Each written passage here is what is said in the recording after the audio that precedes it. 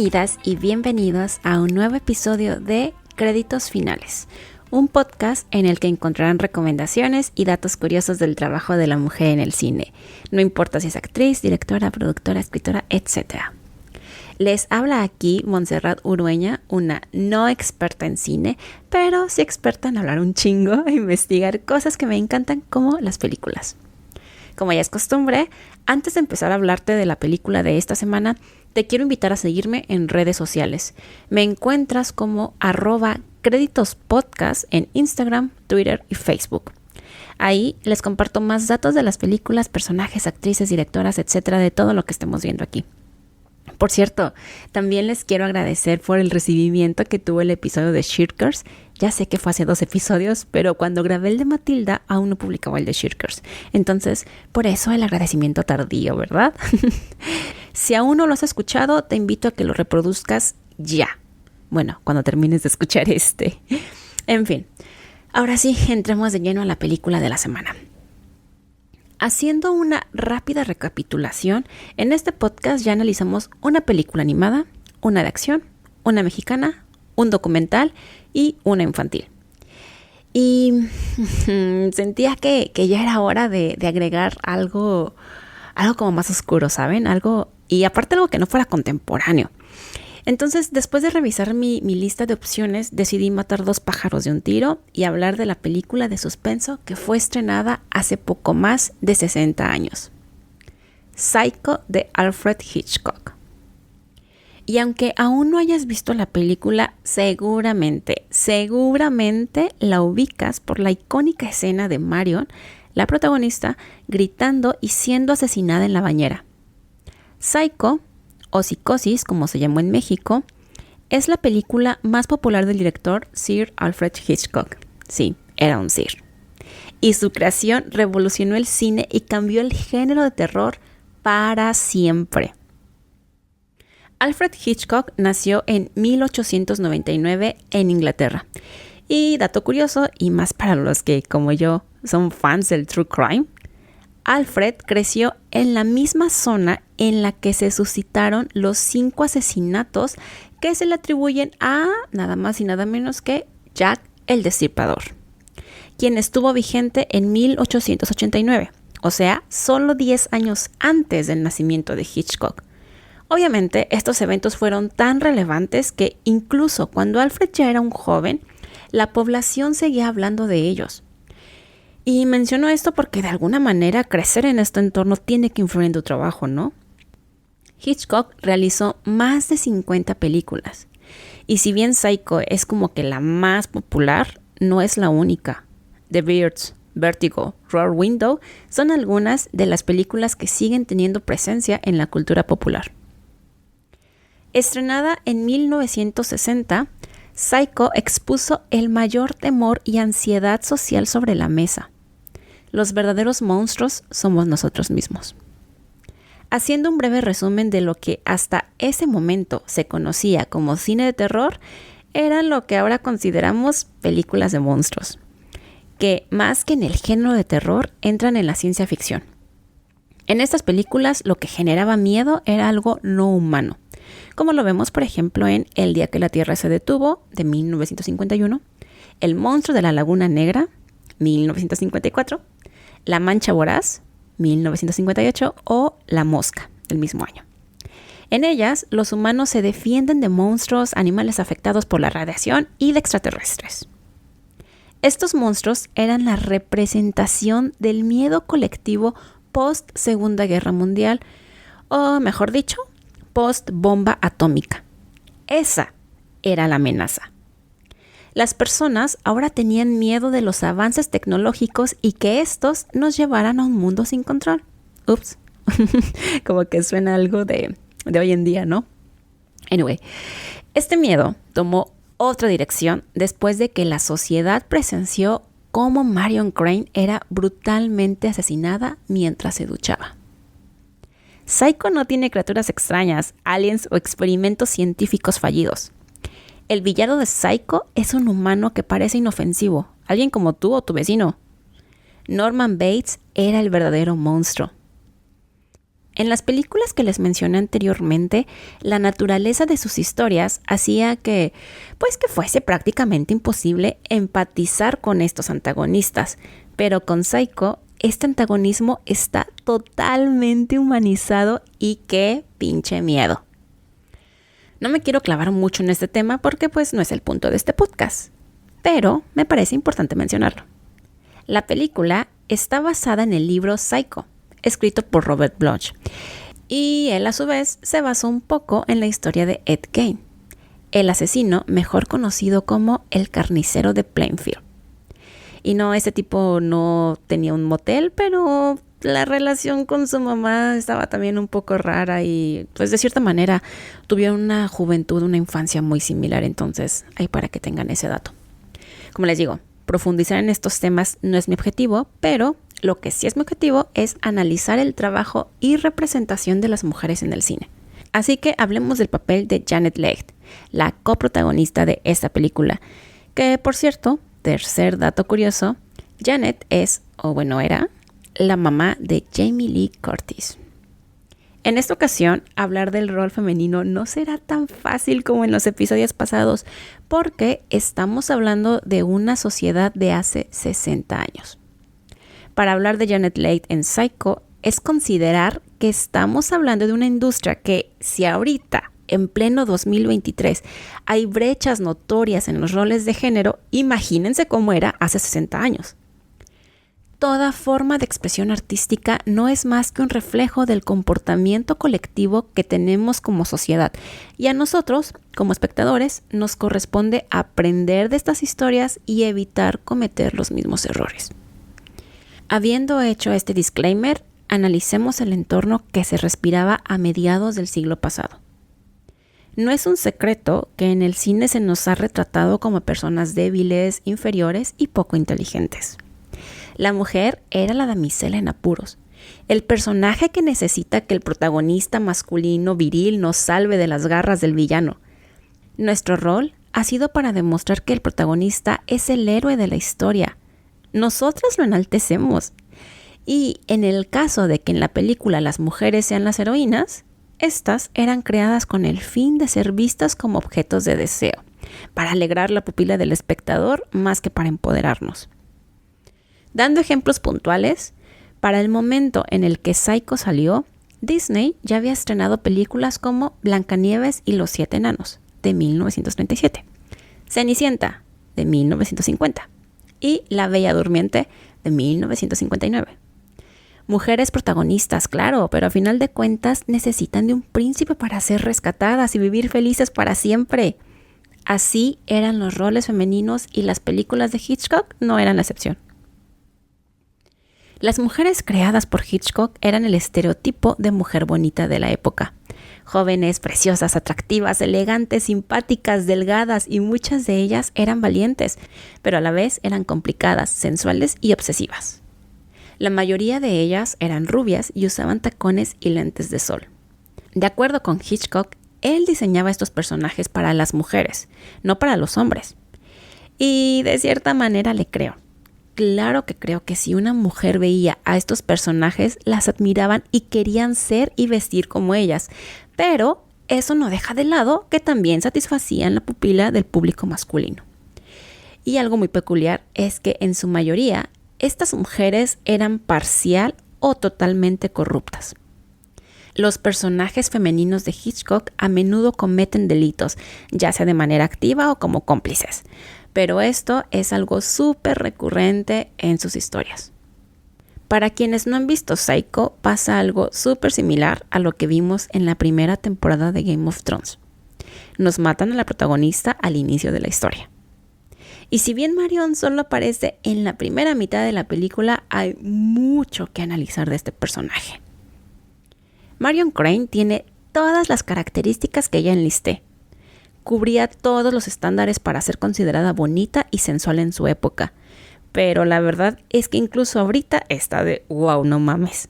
Hay unas escenas en donde la atención es 100% su cara y no jodan, qué preciosa era. Tenía unos ojos súper bonitos. Anyway, la película inicia en un motel. Claramente una escena post-sexo, porque vemos a Marion y a su novio Sam vistiéndose. Obviamente, él ya tiene el pantalón puesto y ella está en bra y con una faldita que cuenta como ropa interior. Yo la conozco como fondo, pero no sé si ese es el nombre popular. Entonces, bueno, tenemos a este hombre ya con su pantalón y a ella en ropa interior. Dato importante, la película es en blanco y negro, pero fácilmente se identifica que su ropa es toda blanca. Bra, fondo, blusa, falda y bolso. Viste totalmente de blanco. También nos damos cuenta que a Marion le empieza a incomodar el hecho de tener una relación meramente basada en sexo. Ella quiere formalizar, presentarlo con la familia y casarse, pero Sam, quien es un hombre divorciado, le dice que con la pensión que tiene que pasar a su exmujer le queda muy poco y tiene deudas y pues antes de casarse nuevamente quiere tener la capacidad financiera para ofrecerle la vida que ella se merece. Eso nos dice él, ¿verdad? Que la verdad se entiende totalmente dado el contexto social de la película. O sea, hasta hace apenas un par de años empezó a ver que la mujer también trabajaba para aportar económicamente a la casa. Pero en 1960, aunque las mujeres ya trabajaban, lo normal era que el hombre fuese el proveedor. Así que entiendo el punto / excusa de Sam. En la siguiente escena, vemos a Marion en su entorno laboral. Ella trabaja como secretaria en una agencia de bienes raíces.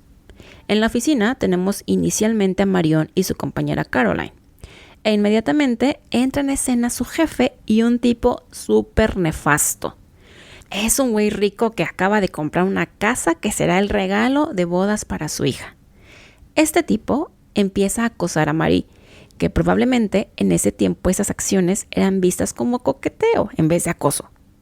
Y empieza a fanfarronear sobre lo rico y poderoso que es, mientras ella solo sonríe y le contesta tímida y amablemente.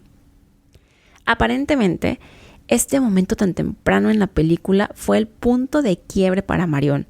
Ok, hasta aquí llegó esta mujer sumisa y empieza a tomar riendas en su vida.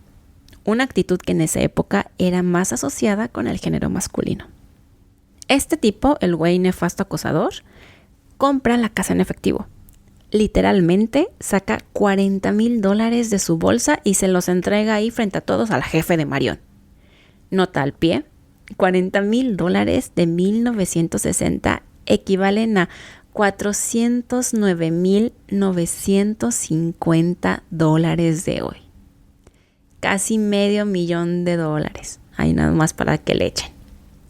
Claro que el jefe no quiere tener esa cantidad de dinero en la oficina y le pide a Marion que vaya al banco a depositarlos inmediatamente, porque ese día era viernes y si no se apuraba tendrían que esperar hasta el lunes para hacer la transacción. Ella aprovecha y le pide permiso para ya no volver al trabajo después de ir al banco, porque se siente un poco mal y quiere descansar. Corte A, vemos a una Marion apuradísima preparando una maleta y con los $40,000 con ella. Esta decisión representa de cierta manera un cambio de rol en el personaje. ¿El dinero es lo que evita que pueda casarse con su novio? No te preocupes, mi vida, yo ya lo solucioné. Yo soy la proveedora económica. ¿El güey se sentía con el derecho de acosarme porque es rico? Bueno, ahora yo también soy rica y fue por haberte robado, tuché. Y este cambio lo podemos ver representado figurativamente en la ropa que viste. ¿Recuerdan que les dije que Marion está vestida completamente de blanco al inicio de la película? Bueno, pues en esta escena, aunque toda la ropa que podemos ver en su maleta es de color claro, e incluso la habitación está decorada con tonos claros, ella está usando ropa interior negra y poco a poco vemos cómo empieza a vestirse y la ropa que se pone encima también es ropa oscura. Marion ha dejado de ser este personaje femenino y puro. Ahora adopta un carácter más activo y masculino. Y las siguientes escenas refuerzan este comportamiento. Marion huye de Arizona, que es donde ella vive, y se traslada a California, que es donde está Sam, su novio. En el trayecto se topa con un policía y ella, sintiéndose mega culpable y perseguida por robar el dinero, actúa muy sospechosa, por lo que el policía la vigila por un momento. Para despistarlo, Marion llega a un lugar de autos usados y cambia de coche. En ninguna de estas conversaciones le preguntaron por el hombre. Nunca le preguntaron por el esposo o por qué estás viajando sola o a dónde vas o por qué nada. Sé que hoy en día esto puede que no tenga mucha relevancia, pero repito, estamos hablando de los 60s. En esta escena en la que cambia de coche, ella negocia con el dueño del establecimiento. Se lleva un coche a cambio del suyo y además paga $700 extra, el equivalente a $15,170 de hoy. O sea, una cantidad considerable. Estamos hablando de que una mujer hace negocios que tienen que ver con un auto y con dinero. Algo que incluso hasta el día de hoy es un campo dominado por el género masculino. Y de nuevo, es porque Marion ha adoptado un poco esta personalidad. Repito, esta confianza y valentía son una personalidad que adoptó Marion después de robar el dinero. Ella compra un coche por decisión y dinero propios. Pues lo robó, pero es suyo, ¿verdad? Ella es quien va a proveer económicamente a su novio. Pero ella estaba haciendo algo fuera de lo normal. El mundo no funcionaba así, a excepción de Bates Motel. En este hotel medio abandonado y al lado de una carretera poco transitada, el encargado era Norman. Este tipo tímido que te recibe en recepción y te entrega las llaves de tu habitación. Pero a los pocos minutos de que Marion llega, escucha cómo la mamá de Norman lo regaña y es cruel con él. Ella es quien le dice qué hacer y cómo hacerlo. Ella es quien tiene el control de Bates Motel y también en la vida de Norman. Y cuando Marion nota esto, cambia su comportamiento hacia Norman. Se empieza a mostrar más amable, empática y amigable con él.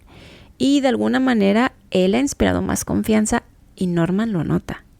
Él y su madre han vivido prácticamente aislados, así que aunque Norman no tenga mucha conciencia sobre los roles de género perpetrados por la sociedad, él está en búsqueda de experimentar esta dominancia masculina, este poder que en su casa no puede llevar a cabo, y Marion es perfecta para esto. Marion es como un pajarito, como él se lo dice. Bastante importante mencionar que esta comparación del pajarito la hace mientras ambos están en la oficina de Norman. Una oficina que tiene aves disecadas como objetos de decoración. Y son aves disecadas por él, cabe señalar. O sea, Dios mío. Podemos describir toda esta escena como una estira y afloja de ver quién tiene más poder. Porque aunque la actitud de Marion es muy mesurada y reservada, como toda una dama, claro, tampoco se deja y de repente le suelta comentarios a Norman como diciendo, a ver amigo, aquí la que manda soy yo. Lo que Marion no sabía es que detrás de ese tipo está un asesino. El final de Marion es simbólico. Norman mete su cuerpo al coche que ella había comprado unas horas antes. Y dentro va el sobre con los $40,000, bueno, menos 700 porque fueron los del coche. Y obviamente el güey ni siquiera sabía que ese dinero estaba ahí. Tanto el dinero como el coche son la representación del intento de Marie de adoptar una personalidad más dominante, más masculina. Una personalidad que no iba con ella. Al hundir su coche, Norman no solo está demostrando que él tiene más poder sobre ella, sino que también es una manera de decir, no debiste haber hecho eso. Y bueno, pareciera que ya les conté mucho de la película, pero como les dije, Marion aparece solo en la primera mitad de ella. Créanme que aún hay mucha historia por delante. Si no la han visto, los animo a que lo hagan, no importa si ya saben lo que va a pasar. Y si ya la vieron, los invito a que la revisiten y ahora la vean y analicen con la información que acaban de escuchar. La película la encuentran disponible en Netflix. Terminamos. Mil gracias por llegar hasta este punto. Espero que hayan encontrado esta información súper interesante. Como les dije en un inicio, el desarrollar este episodio me costó más trabajo, o al menos un poco más de trabajo que los episodios anteriores, porque significaba analizar el personaje desde un contexto que pues no me tocó vivir, a diferencia de las otras películas. Y siempre es un poco complicado o un poco como también difícil meterte en los comportamientos y pensamientos que estaban normalizados hace 60 años y que hoy en día lo vemos como de what the fuck, porque eso era tan normal. Pero bueno, estuvo interesante. Espero que también para ustedes haya sido de la misma manera. Más adelante estaré hablando más de películas y actrices de esa época, se los prometo. Y les recuerdo que en mis redes sociales estaré compartiendo más información de esta y otras películas y mujeres de la industria. Así que vayan a darle follow a la cuenta @créditospodcast en Instagram, Twitter y Facebook. Y como ya saben, espero sus comentarios de este episodio. Háganme saber cuál es su parte favorita de la película, si ya sabían que fue basada en un libro, etc. O si hay alguna actriz, directora, película que les gustaría canalizar aquí. Todo pueden comentármelo en la red social de su preferencia. Les recuerdo, @créditospodcast en Instagram, Twitter y Facebook. También les recomiendo darles seguir al podcast en la plataforma en la que me estén escuchando. Y si activan la campanita, les llegará una notificación cada martes cuando un episodio nuevo ya esté publicado. Nuevamente, muchas gracias y me escuchan la próxima semana con otro episodio de Créditos Finales. Bye.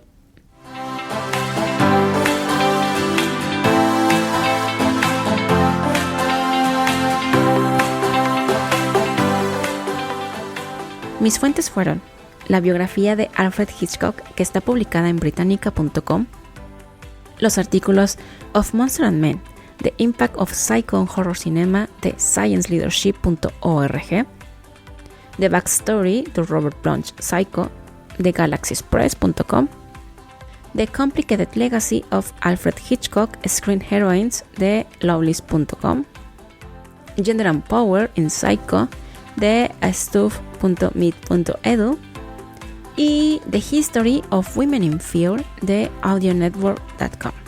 Si dije un dato erróneo, reclámenle a mis fuentes, no a mí. Bye.